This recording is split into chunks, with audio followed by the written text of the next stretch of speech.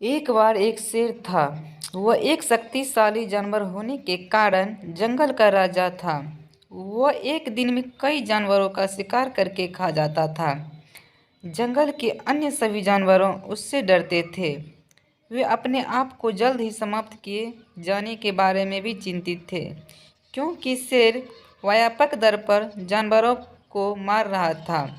वे सभी एक साथ मिल जाते हैं और बाघ से जानवरों का शिकार बंद करने की गुहार लगाने की योजना बनाते हैं, और वे खुद उससे रोजाना एक जानवर उपलब्ध कराएंगे।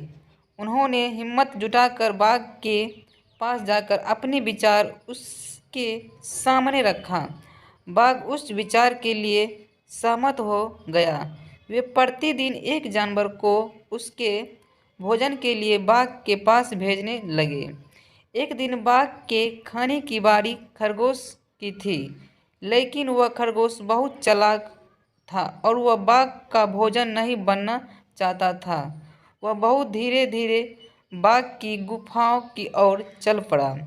वह भी अपने तरीके से सो गया और इस तरह खरगोश के बाघ गुफा की तक पहुंचने में शाम हो गई।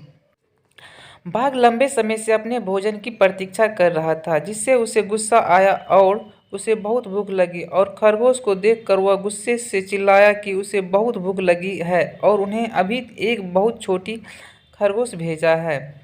खरगोश ने कहा, महामहिम, उन्होंने वास्तव में मेरे सहित हमें 6 भेजे, लेकिन हमारे सारे रास्ते में एक बाघ आया और खुद को जंगल का राजा होने का वादा किया।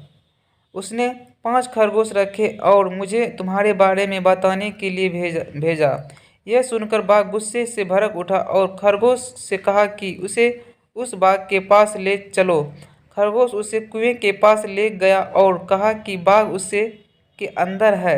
बाघ ने कुएं में देखा और उसने अपनी परछाई को दूसरा बाघ समझ उस पर गरज कर कुएं में अपना प्रतिबिंब देखा, जो भी दहाड़ता था। उसने सोचा कि बाघ उस पर वापस दहाड़ रहा है और उसे लड़ाई के लिए आमंत्रित कर रहा है, और इस तरह वह कुएं में कूद गया, डूब गया और मर गया। इस तरह खरगोश ने खुद को और अन्य जानवरों को बाघ के हाथों से मारने जाने से बचाया।